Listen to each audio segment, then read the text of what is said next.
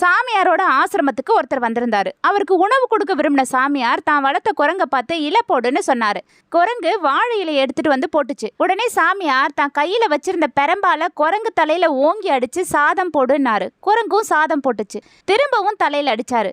அவர் சொன்னதையெல்லாம் செஞ்சாலும் அடி மட்டும் விழுந்துகிட்டே இருந்துச்சு. நண்பருக்கு மனம் பொறுக்காம, சாமி, குரங்கு தான் நீங்க சொன்னதெல்லாம் செய்தே, அது வாயில்லாத ஜீவன், ஏன் அதை அடிச்சு துன்புறுத்துறீங்கன்னு கேட்டாரு.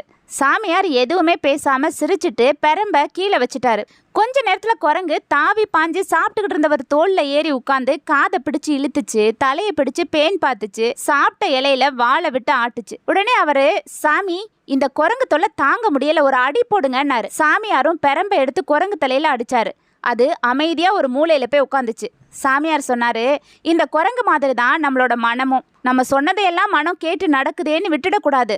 கொஞ்சம் ஓய்வு கொடுத்தாலும் மனுஷ மனம் தாவ ஆரம்பிச்சிரும்னு சொன்னாரு.